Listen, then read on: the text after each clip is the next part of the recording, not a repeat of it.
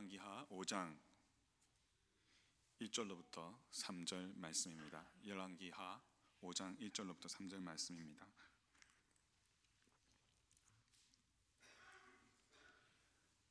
아람 왕의 군대 장관 나아만은 그의 주인 앞에서 크고 존귀한 자니 이는 여호와께서 전에 그에게 아람을 구원하게 하셨음이라. 그는 큰 용사이나 나병 환자더라. 전에 아람 사람이 떼를 지어 나가서 이스라엘 땅에서 어린 소녀 하나를 사로잡음에 그가 나아만의 아내에게 수종들더니 그의 여주인에게 이르되 우리 주인이 사마리아에 계신 선지자 앞에 계셨으면 좋겠나이다. 그가 그 나병을 고치리이다 하는지라. 아멘. 선지자 엘리사가 사역하던 시대에 한 소녀가 있었습니다. 아람 군대가 그 소녀가 살던 지역을 지나가면서 그 소녀를 붙잡아 갔습니다. 졸지에 부모님과 헤어지게 됐습니다. 부모님의 품을 떠나게 되었습니다.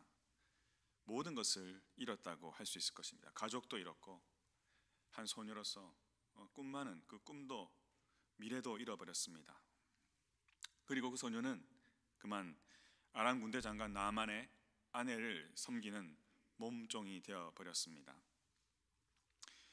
이 소녀에 대해서 성경에는 자세히 설명해 주지 않습니다.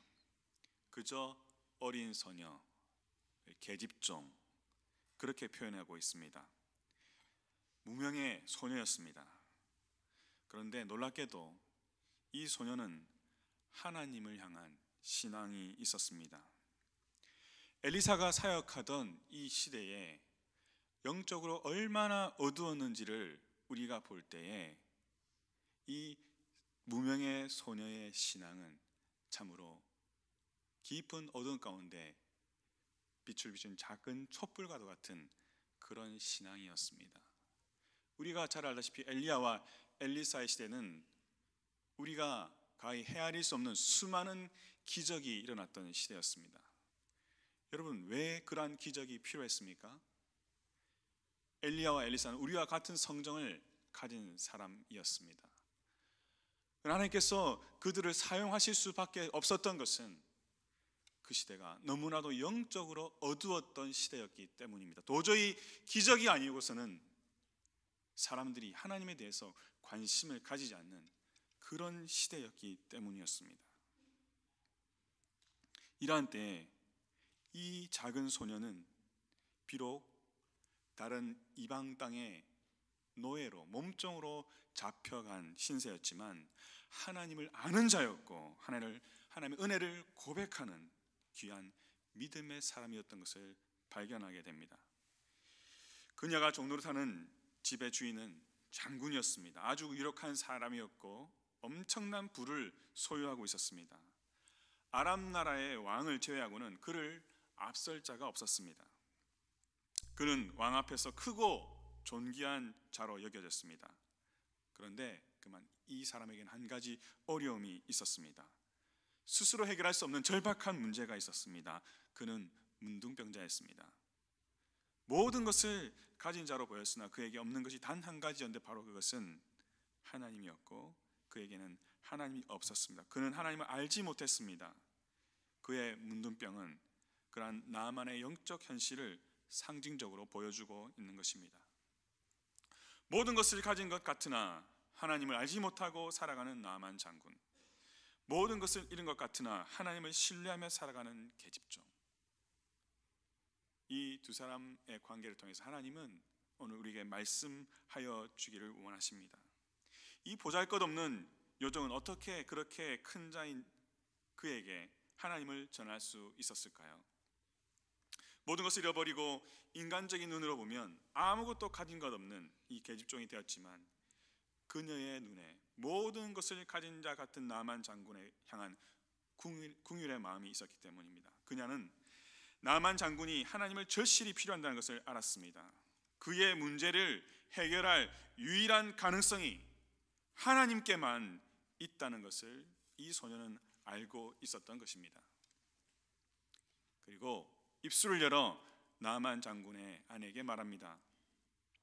우리 주인이 사마리아에 계신 선지자 앞에 계셨으면 좋겠나이다. 그가 그 나병을 고치리이다. 이 말은 무슨 말입니까? 하나님을 만나 당신의 인생 문제를 해결받으면 참 좋겠습니다 라고 하나님을 증거한 것입니다.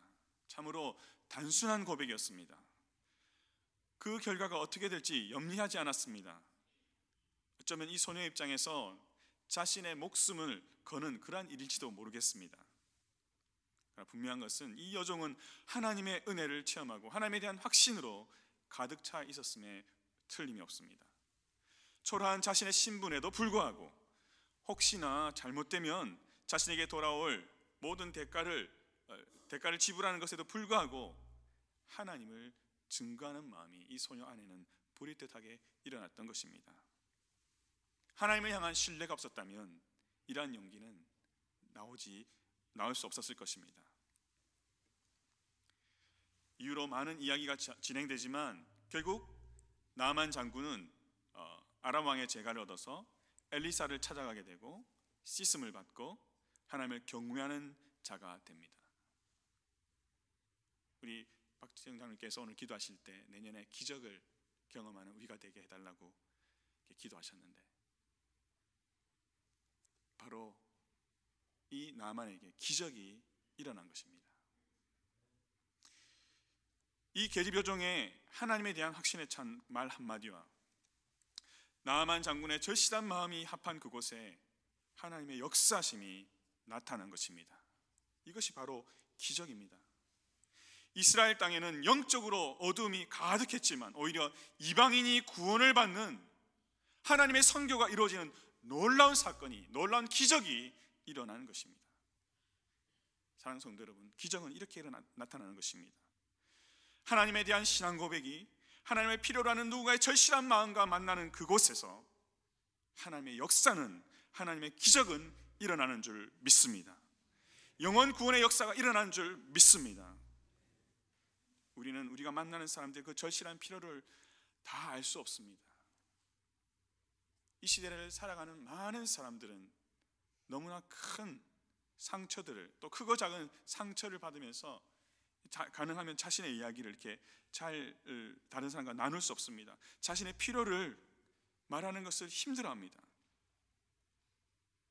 그러나 하나님이 어떠한 분인지를 아는 하나님의 친백성된 우리는 기회가 있을 때마다 우리의 형편과 상황이 어떠함과 상관없이 이 계집 여종과 같이 입을 열어 하나님이 어떠한 분인지를 고백할 수 있는, 찬양할 수 있는, 선포할 수 있는 우리가 되어야 될 줄 믿습니다. 우리가 알고 있는 하나님에 대해, 우리가 체험한 하나님의 은혜에 대해, 그리고 일하실 하나님에 대해 우리는 끊임없이 기회를 조차 나누어야 할 것입니다. 그럴 때 그 자리에 함께한 누군가의 절실한 필요와 간구들이 우리가 나눈 그 말들과 연합될 때 구원의 역사를 이루는 기적이 일어날 줄 믿습니다. 고침이 일어날 것입니다. 여러분을 통하여 치유가 일어날 것입니다. 여러분을 통하여 절실한 그런 절박한 문제 가운데 있는 자들이 문제를 해결받는 그런 기적이 일어날 줄 믿습니다. 그러므로 하나님을 알게 되고 하나님을 찬양하게 되는 일들이 우리를 통하여 끊임없이 우리 오렌지 가나안 교회의 성도들을 통하여 일어나게 될 것을 믿습니다. 15절에 나만 장군은 이렇게 고백합니다. 나만이 모든 군대와 함께 하나님의 사람에게 다시 돌아와서 그의 앞에 서서 이르기를 내가 이제 이스라엘 외에는 온 천하에 신이 없는 줄을 아나이다. 청하건대 당신의 종에게서 예물을 받으소서. 온 이스라엘 외에는 온 천하에 신이 없는 줄을 아나이다. 나만 장군이 병나음을 입고 하나님을 고백하듯이 그렇게 우리의 입술의 고백을 통하여 누군가의 치유가 일어나고 하나님을 고백하게 되는 일이 일어날 줄 믿습니다. 바로 우리들의 입술의 고백으로 말미암아 하나님은 역사하십니다. 사랑하는 성도 여러분, 이것이 전도요 선교인 것입니다. 여러분, 우리들은 하나님의 기적을 일으키는 미라클 메이커인지 믿습니다. 우리가 하나님을 알고 우리가 하나님이 어떠한 분인지를 나누고 하나님이 일하신 일들을 전할 때 그런 일들이 일어날 줄 믿습니다. 우리가 어떤 말을 하는가, 혹은 우리가 입을 다물고 우리의 이웃들과 하나님에 대해서 나누지 않는다면 이러한 기적은 일어날 수 없을 것입니다. 저는 몽골로 선교를 갔었습니다. 몇 해 동안 제가 지도하던 대학부 학생들과 단기 선교여행을 통해서 몽골에 있는 그 사람들의 필요를 보게 되었습니다. 맨 처음에 몽골 땅에 갈 때는 제가 알고 있는 그런 성경적인 지식이나 또 제가 한국에서 모금을 해서 가는 여러 가지 재정들이나 또 여러 가지 교회를 살피고 교회를 세우는 그런 경험들이 몽골 사람들에게 큰 도움이 될 것이라고 생각하고 갔습니다. 하지만 그것은 극히 작은 것들이었습니다. 오히려 그 절박함 가운데 그 가난과 싸우며 살아가는 그들에게 제가 해줄 수 있는 일들은 그리 많지 않았습니다. 하나님이 어떠한 분이신지,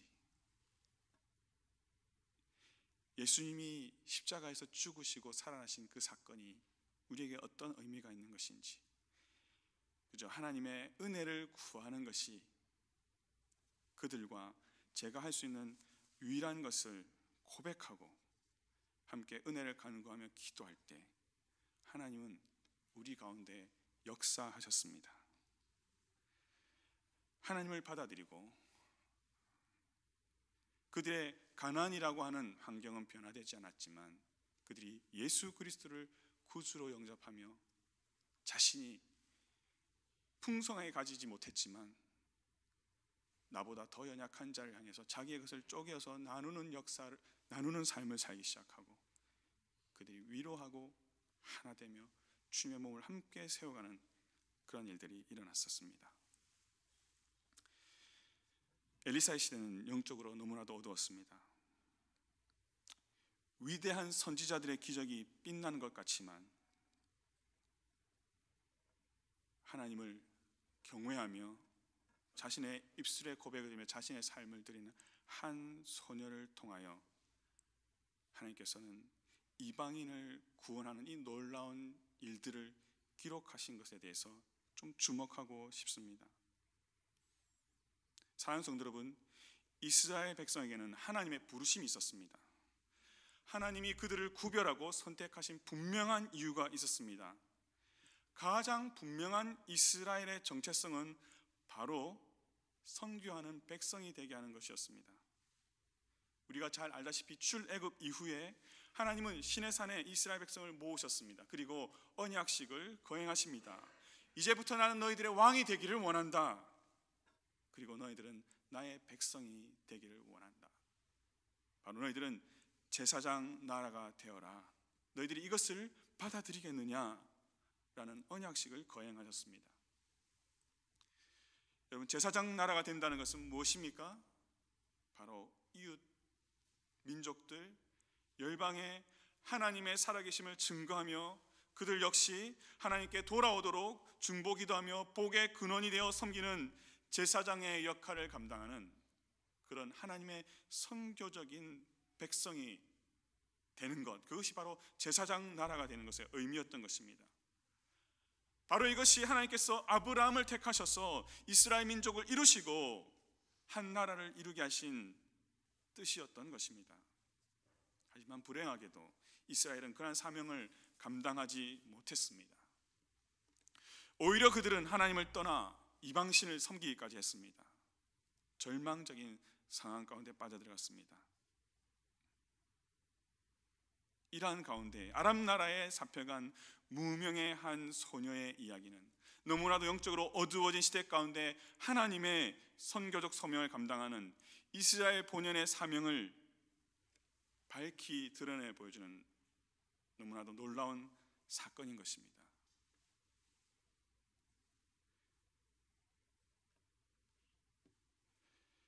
사랑하는 성도 여러분, 우리들이 이 자리에 있게 된 것 하나님의 기적이 아닙니까? 우리가 나사렛에 나신 예수를 우리의 구주로 고백하고 이 머나먼 이국 땅에서 믿음으로 형제 자매를 또 예수 그리스도의 몸된 공동체를 이루며 서로를 의지하며 서로를 위로하고 사랑하며 살아가는 것, 이것 기적 아니겠습니까? 하나님의 은혜가 무엇인지 아는 자로서 여러분 몇십 분씩 먼 거리를 이렇게 달려오셔서 하나님의 은혜를 간구하는 그 한 가지 열망으로 이 자리에 나오신 것, 그것은 바로 위대한 하나님을 알게 가능한 일인 줄 믿습니다. 성도 여러분, 우리가 비록 무명의 계집종과 같을지라도 하나님께 우리의 중심을 드리고 하나님이 어떠한 분인지를 선포할 때 하나님은 우리를 통해 영원 구원의 기적을 일으키실 줄 믿습니다. 절망의 시대에 영원 구원의 역사를, 그 기적을 우리를 통해 이루실 것을 기대합니다. 우리 주위에 하나님 없이 모든 것을 가진 것 같으나 절박한 가운데 사는 자들이 많이 있습니다. 그들에겐 주님이 필요합니다. 우리가 그들을 긍휼히 여기며 하나님을 선포할 때 하나님이 역사하실 것입니다. 우리가 이렇게 하나님께 쓰임받기를 소원하며 하나님 앞에 나아가기를 간절히 소원합니다. 그 어느 누구도 하나님 없이는 살아갈 수 없습니다. 하지만 이 시대는 하나님을 거절하며 교회를 거부하고 진리에 귀 기울여 하지 않습니다. 마치 문둥병에 걸린 나아만 장군과 같습니다. 하지만 우리가 무명의 계집아이의 심정으로 하나님을 신뢰하는 가운데 절박한 마음을 가슴에 담고 구원의 소식을 전할 때 하나님이 역사하실 줄 믿습니다. 하나님의 기적이 우리를 통하여 이 땅에 일어날 줄 믿습니다. 베드로전서 2장 9절에서 이 구약의 이스라엘 백성들이 예수를 믿어 하나님의 친백성 되어 교회를 이루는 이 오늘날의 그리스도인들에게 어떠한 의미가 있는지를 이렇게 말합니다. 너희는 택하신 족속이요 왕같은 제사장들이요 거룩한 나라요 그의 소유가 된 백성이니 이는 너희를 어두운 데서 불러내어 그의 기이한 빛에 들어게 하신 이의 아름다운 덕을 선포하게 하려 하심이라. 아멘.